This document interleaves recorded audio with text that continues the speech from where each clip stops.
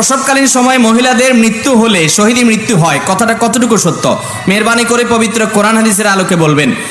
প্রসবকালীন সময় সন্তান প্রসব করতে গিয়ে সন্তান ভূমিষ্ঠ হওয়ার সময় কোনো মা যদি মারা যান, মুয়াত্তা মালিকের এক হাদিস থেকে আমরা জানতে পারি আল্লাহ রাব্বুল আলামিন ওই মাকে শাহাদাতের মর্যাদা দান করবেন।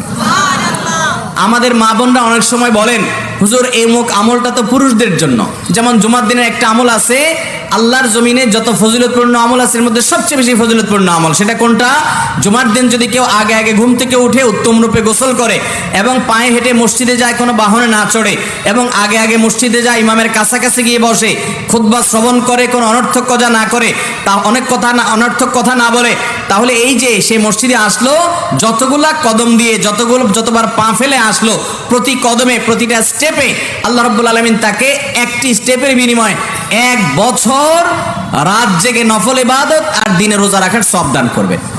তাহলে 100টা কদম যদি কারোর দিতে হয় মসজিদ থেকে আসার সময়, তাহলে সে 100 বছরের নফল ইবাদত করা দিনে এবং রাতের সওয়াব পাবেন।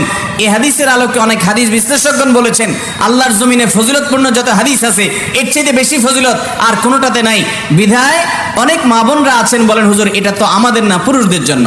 আমি বলি আপনারাও পেতে পারেন, পুরুষদেরকে উদ্বুদ্ধ করে বাসায় পাঠান, এই সওয়াব আল্লাহ আপনাকেও দিবেন, কারণ যিনি ভালো কাজের পথ দেখায় তাকে আল্লাহ তাআলা সওয়াব দান করেন। এছাড়া কিছু কিছু আমল আছে মহিলাদের জন্য স্পেশাল, পুরুষদের জন্য না। প্রসবকালীন সময়ে মারা গেলে শাহাদাতের মর্যাদা মহিলারা পাবে, এই সওয়াবটা পুরুষরা পাওয়ার সুযোগ আছে? আপাত দৃষ্টিতে নাই। তো আল্লাহ তাআলা কিছু ক্ষেত্রে মেয়েদেরকে বৈশিষ্ট্য দেন। আল্লাহ আমাদের মা বোনদেরকে সবর করার তৌফিক দান করুন এবং এরকম বিপদে পড়া ইমানদার নারীদেরকে আল্লাহ তাআলা শাহাদাতের মর্যাদা দান করুন। কারোর সাথে কথা বললে ঝগড়া বাঁধার সম্ভাবনা 100 ভাগ। এমত অবস্থা আমার করণীয় কি? যদি মনে হয় এখন কথা বললে ঝগড়া হবে, তাহলে কথা বলবেন না, কথা বলা আপনার জন্য ওই টাইমে জায়েজ নাই। কিন্তু তার সাথে চিরকাল কথা বলবেন না, কেন? কথা বললে ঝগড়া হবে, এটা গ্রহণযোগ্য কোনো অজুহাত না। একটা লোকের সাথে এখন এই মুহূর্তে কথা বললে আমার মেজাজ গরম আছে, এটা খারাপ দিকে যাবে, তার মেজাজ গরম আছে, তাহলে ওই টাইমে কথা না বলাই হলো সুন্নাহ। ওই সময় কথা বলবেন না, সবর করবেন। এবং 2 দিন 3 দিন আপনি কথা না বলে থাকলেন, এটুকুও গ্রহণযোগ্য। কিন্তু এরপরেও আপনি দীর্ঘকাল তার সাথে কথা বললেন না, তাকে তরক করলেন, এটা জায়েজ নাই। লা ইয়াহিল্লু লিমুসলিমিন আন ইয়াহজুরা আখাহু ফাওকা সালাতি লায়াল।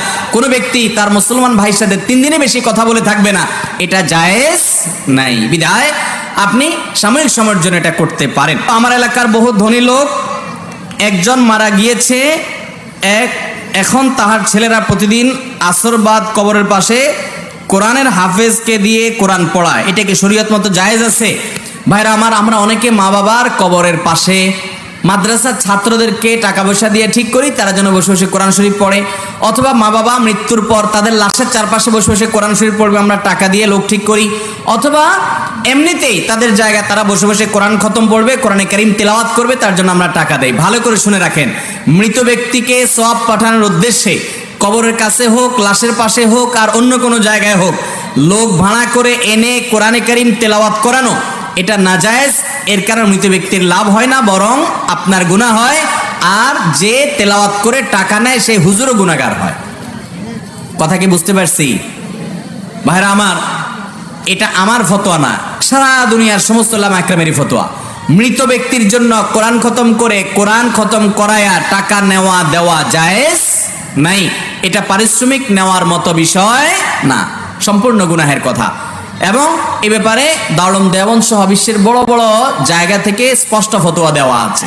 আমার দেশে হুজুররা অনেক সময় করে, মাদ্রাসার ছাত্ররা অনেক সময় করে, আরে ভাই মৃত ব্যক্তির জন্য এমনি দোয়া করবে, আপনি এমনি দান সাদাকা করেন, কিন্তু লোক ভাড়া করে নেই ভাই, বিশেষ করে কবরস্থানে বসে বসে তেলাওয়াত করতে হবে এই নির্দেশ কোরআন সুন্নাহয় কোথাও দেওয়া হয় নাই। কবরস্থানে যাবেন শুধু জিয়ারত করার জন্য। কিসের জন্য যাবেন?